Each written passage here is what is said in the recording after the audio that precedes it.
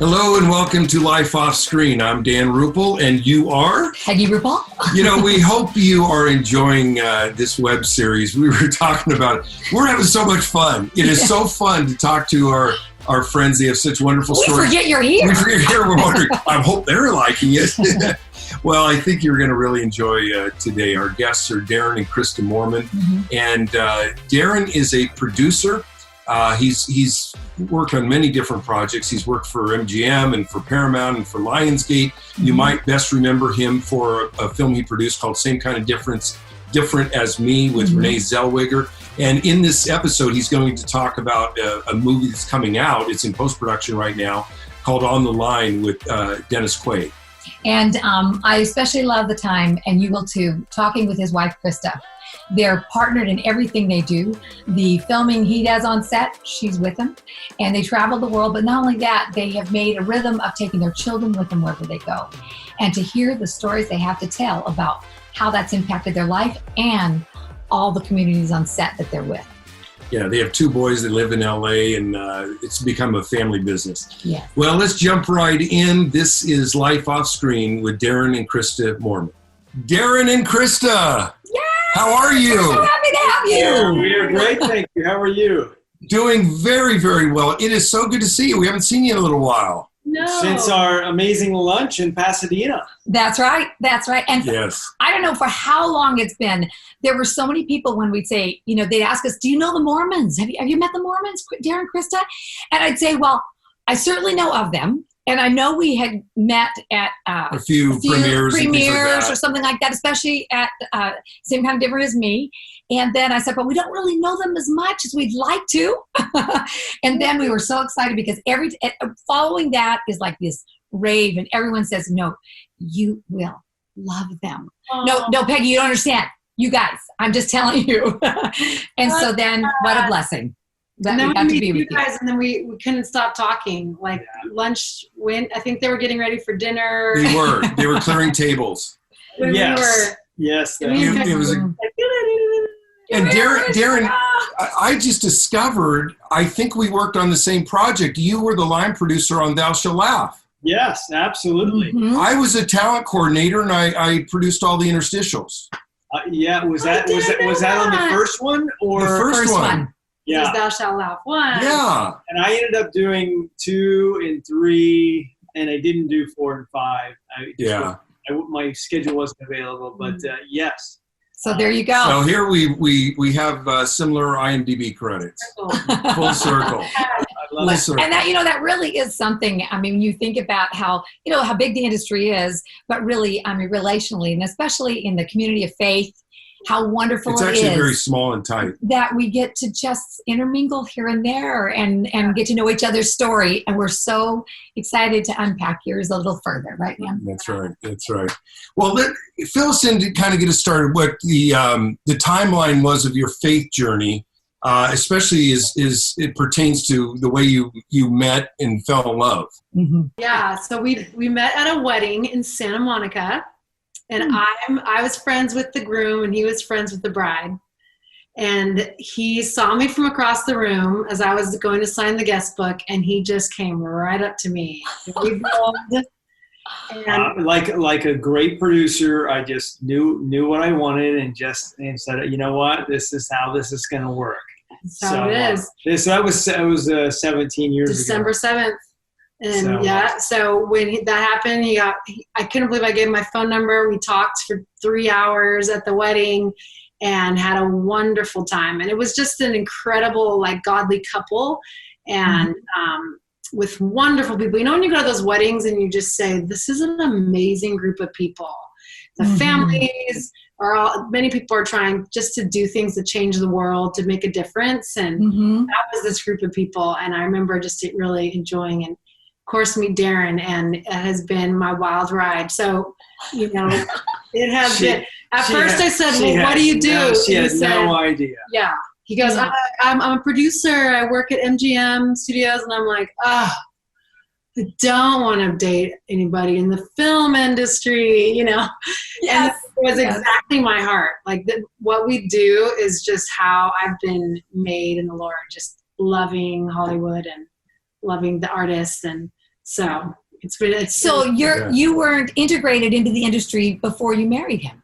I wasn't. I was living in the surf industry. I was living on Laguna Beach in San Clemente, and then working at like Billabong Surf Company and worship at a surfing church down there, and just having a great time. And was in a totally different space.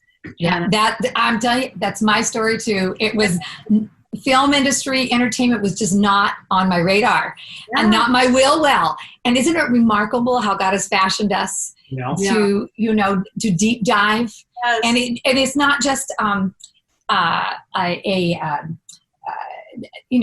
just an interest, but it becomes this aptitude God gives us. Yeah. And it is God given. There was a moment when you kind of put pen to paper and really made some decisions about what would be your career ethos. Can you tell me about that? Yeah. So, Krista and I had been married a couple years, and as a film producer, producing all things like Thou Shalt Laugh or independent movies or television or whatever you get hired to produce or whatever you're trying to pull together. You go from job to job, paycheck to paycheck. Worked at MGM and done some studio things, but there came a point where I faced some real challenges. I got an opportunity to be hired by big time people, but to produce content that that I knew didn't line up with our worldview. And I know Krista looked at me a couple times, going, "Hang on, you lead small group Bible studies, and why would you produce this R-rated movie that has content?" And and at first it was like, well, that's what I do for a living, but then it just didn't line up very well. So I'd say it was probably somewhere in the neighborhood of 8 years ago. I just really was just seeking God, going, okay, what did you put me on this planet to do? And I had a Jerry Maguire moment and wrote a manifesto. And it was one of those things where I just felt really compelled to really just flesh it out and write it down. And that has really been just a guiding, force for me, knowing exactly where I'm supposed to be. And so it was interesting in doing that. Part of that was going, okay, well, what kind of stories am I called to tell? And so I really focused on, okay, God, what stories do you want me to tell? And so on the top of my list was a book at the time, same kind of different as me. And I was just like, those are the kind of stories I want to tell. And I had other things on my list, that a few that I've made, a few that are still on that list that I will make.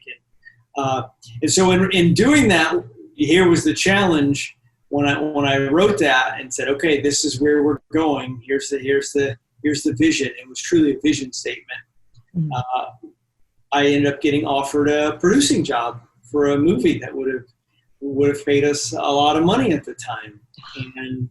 And we looked at each other and we wrestled over it and said, nope, this doesn't line up. And so we passed on that project. And so, months go by and I'm still working to do what I think I'm called to do. And then I get offered another producing job while I'm still trying to develop and do the stories that I believe God's called me to do. And we just wrestled over it and said, nope, that's not it either. And so ultimately, and it wasn't the payment or the cast. Well, two kids, two boys right next door that always need fed. But that's what I mean. It wasn't. We didn't turn down a project to be like, no, that's not. We're worth more than that. No, these were projects. That the content was just. We knew that the Lord wanted us to wait and we had you dabbled in that before, and we've loved on it and loved on the people we worked with, but it just wasn't our heart. We're like, I can't even show this to my mom. We ended up going 18 months without a paycheck. Wow. Rice and beans. And because we were passing on the things that we would have normally taken in the past. But the beauty of it is that it's same kind of different as me. I was chasing down and really felt like God wanted us to make that. And so at the end of that 18 months, same kind of different as me, got greenlit. Although I'd worked at a studio, I wasn't the producer. I was, a hired gun. For my first studio film, same kind of different as me, after I wrote the Manifesto. Yes. And for us, huge. I mean, this is just the faithfulness of God, right? It's an incredible experience. Yeah, the actors. Everything about it was, in many ways, none of it was easy, but in many ways, the dream come true because we wrote something out, we believed in it, we held on to it, we were tested, and we ended up coming out with something that we're both very proud of. A film that we love, a story that has impacted a lot of people. We continue to hear of the impact. So when you find a project like Same Kind of Different as Me, and it kind of checks all the boxes, still producing is a very demanding, all-encompassing endeavor. What kind of conversations do the two of you have as far as how it's going to affect the family, being maybe out of town, etc., is also before the Lord, saying, well, what am I doing here? Should I do it? But for both of us, it was neat. When I first married Darren, I said, well, so you know what? This is a partnership. This is a friendship. We are best friends. And that's what it's going to be. So I'm not, we're going to be doing this together. And so, because I love people and I love just traveling, spontaneous, and the now moment. And so I started going with Darren on our first year of marriage. We did 2 movies back to back. And my first year anniversary, we were at a wrap party in Mexico of a movie we produced. And I'm like, what is my life? I'm all by myself. I'm not even with my husband. No, I did. But we learned, and so I'm living in these hotel rooms, and I go, no, this is what we're made to do this together and to create family on a movie set. So God really showed us that direction 15 and a half years ago of how our family can create family. And because, as a crew, when you come together, especially for a film, it's 3 to 4 months of, really intense working together and working hard. And so all of a sudden we started having kids. I was pregnant, living in hotel rooms, and then I have newborns living in hotel rooms and loving the people, loving the crew. And now our boys are starting to work on movie sets, and they're 13 and 11. Okay, that's just how fun. But I just love you, girl, because that was my heart too. Dan was touring with a comedy team, so I learned how to do sound so I could be with them, and I was 8 months pregnant, all over the country, doing what it took. I had Nathan and put him in little drawers, right? Yeah. Little drawers in Vail, Colorado. We had a gig. I don't know. So it was just crazy, this stuff. But that's how we passionately believe the same thing too, is that we were better together, and we wanted this to be our story. So those rhythms, they come at a cost. Yes. They do.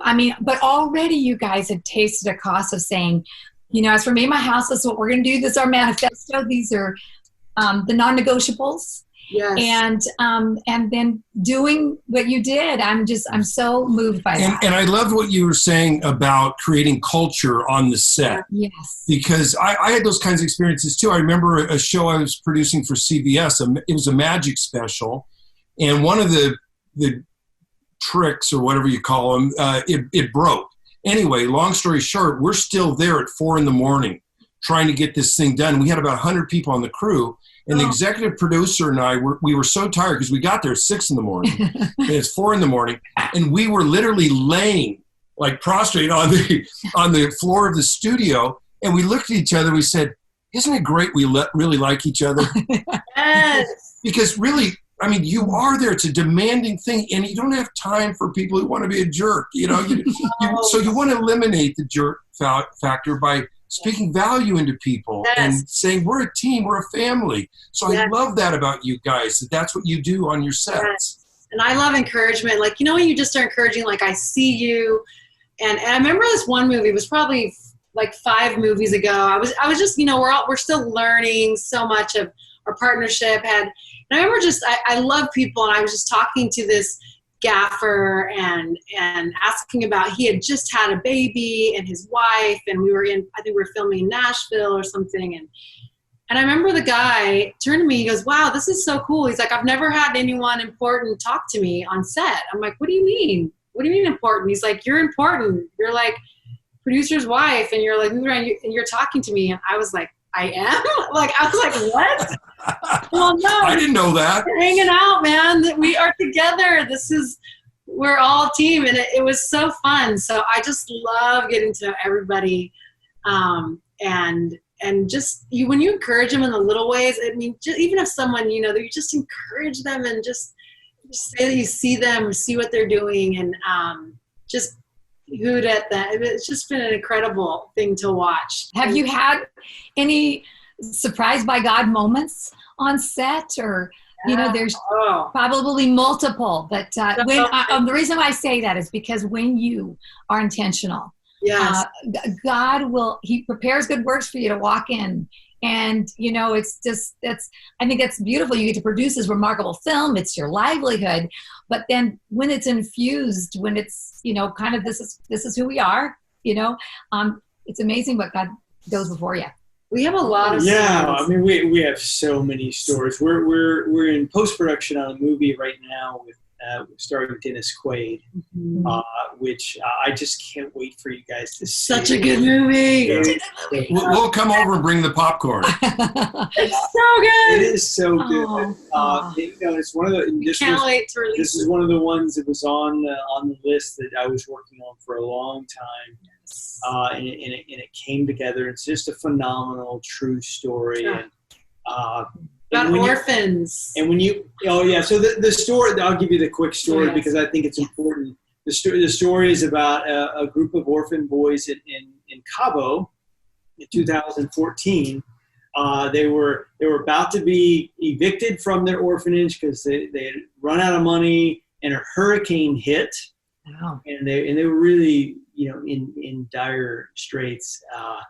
And at that time, they have what's called the Super Bowl sport fishing tournaments. So big, huge tournament where very wealthy guys come from all over the world to compete in $1 million purse. Mm-hmm.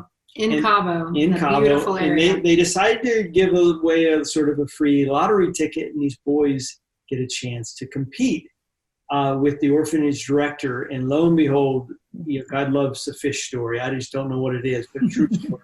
These orphan boys won this tournament, the Super Bowl sport fishing tournaments, to save the orphanage. And Dennis Quaid plays the boat captain that they hire. And so perfect. I can see that. He had made world news. In our story, Dennis plays a washed up, boat captain, and and then his character it's just beautiful. But when Dennis got there, we filmed in the Dominican. He just said, Darren, he said, I haven't read a script that moved me like this since I read The Rookie. And I'm just like, so if we can craft a story that moves the hearts of people that we have watched entertain us for years. He just said, and he showed up and he didn't have any notes. He just loved it. We had worked and really poured over the script a long time. You can ask the writer director how long, but it paid off. And those are beautiful moments, that our work has paid off to impact people. And I've had a chance to watch this with a theater with a lot of people in a test screening, and it moves the hearts of people. So I can't wait. Congratulations already. Yes. That's remarkable. One of the joys of our lives is often we get to work together or minister together. And that's one thing we connect and love about you guys. You both in ministry and in filmmaking, which are really one and the same. You work together. What are some of your your different strengths that you've come to appreciate about one another in working together? It's always interesting because Krista, I don't know that she always has loved this certain strength, but I will say to her, hey, I need to go to this premiere. I need to go to this event, and you have to come. And she's like, I don't want to go. And I'm like, no, I always want to go. But when she shows up, she's. I'm the last to leave. She's the hardest to get in, but she's That's so funny. Thank you. I can relate to that. She's sort of this magnet at these places where I get to hear from people of all walks in our entertainment world going, wow, it was fun hanging out with your wife, and so it's fun dancing on the dance floor. We have a lot of fun, and so Krista's really a magnet for people. I can relate to that. I'll leave a meeting. I'll be in the car. I'll be running it, and Peggy's still there talking, and I'm honking the horn. It's like, come on! But isn't it great to have a wife like that? That's how the Lord does it, and I love it because the partnership. I always tell Darren, you plan the party, and I'll be the party, and that's you can sit back, and I will do all the hard work of the entertaining But I love it because. For the strength of that part too, Darren is a very quiet leader, but it's a very strong leader role where he is literally, I watch him and he's moving like a steam train, like pushing the train down the track.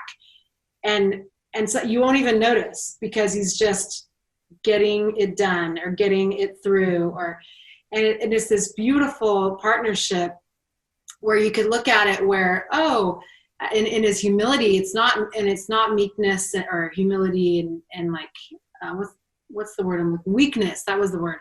It's this beautiful leadership, and then you'll watch people who were just come up to him. We had a movie about 2 movies ago. We were in Jordan in the Middle East, filming a thriller. It was so beautiful, and this movie was really fun. And we had this Egyptian actor there, and he just said, I have never worked with a producer that was so kind.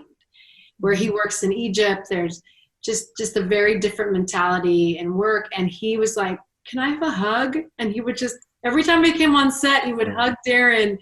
And it just did something to him. And in that same movie, another actor came up that we had hired out of London.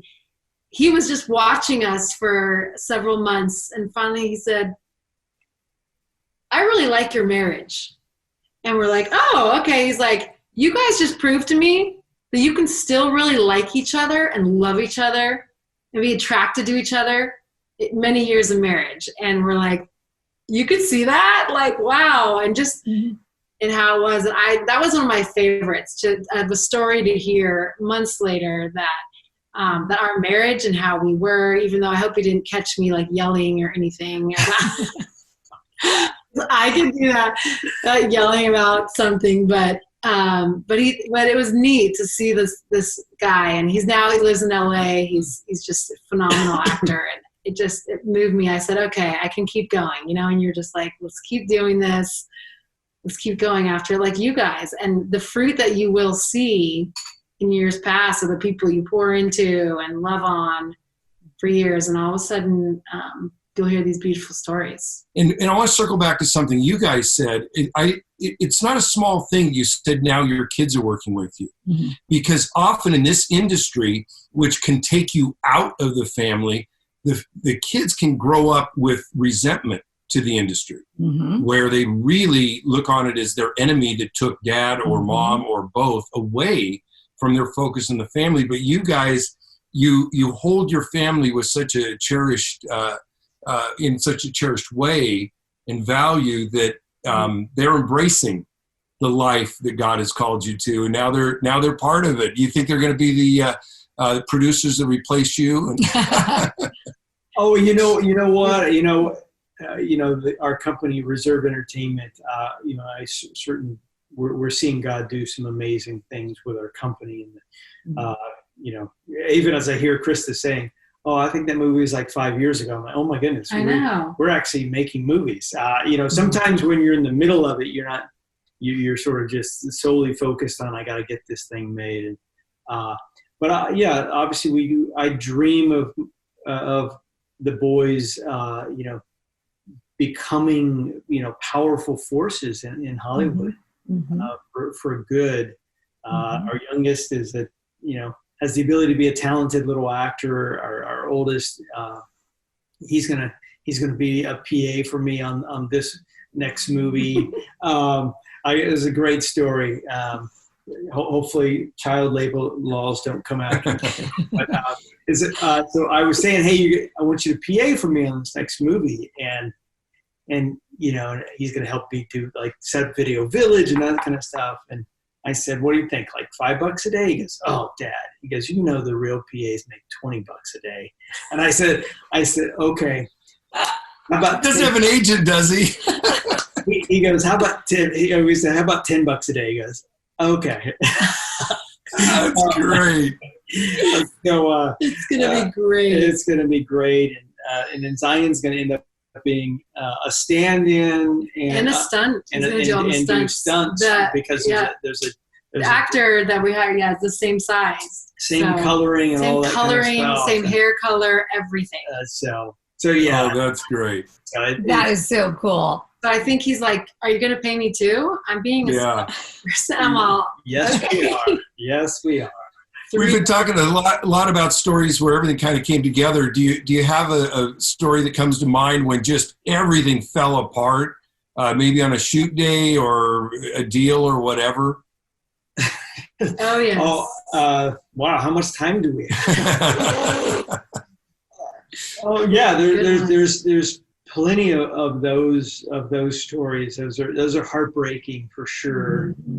In fact, right after Same Kind of Different as Me, I was putting together a movie with some people you'd probably know, and everything. We were really at the, almost at the signing table to close all the money, and just last second, the financiers couldn't come to terms.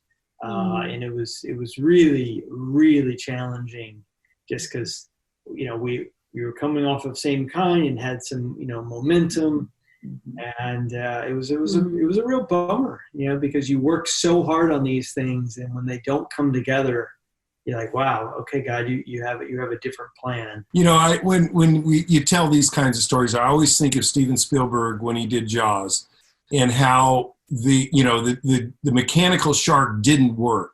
Yeah. And that was why the movie worked.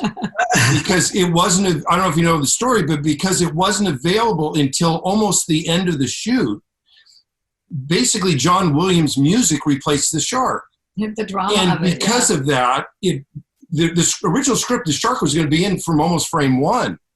Wow. And instead, they didn't have a shark. It wasn't working, and they were going over budget. So they just did it with the reactions to the shark by, beachgoers or whatever.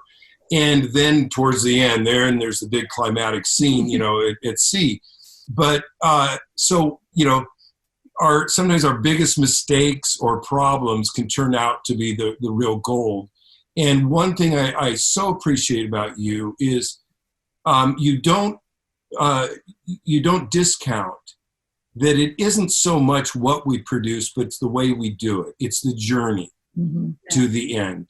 Sometimes we get too focused on the end, the final product of the movie, but it's the journey that touches people's lives, and you guys navigate that so beautifully. And that you have your boys with you. I can't even tell you, with our 3 kids, now often talk about those seasons where we had what you're talking about, all the way up to the 1-yard line and it didn't happen. And then to see us that we said, blessed be the name of the Lord. I want to ask you too, for you, the faith community that's out there, that's in the Christian arena, and is that something that you're connected to? Is that a value for you in your life, to be with other people who are navigating the same road? Absolutely. Yeah, we're incredibly blessed. We have a community of people around LA that love the industry that are doing incredible things in the industry, some of which are not only names you would know, but are household names. God brought us to this wonderful community, and they celebrate everything we do, and they encourage, and they're just like, how can we pray? I mean, they literally are like holding our arms up when we're so tired and being. I love that.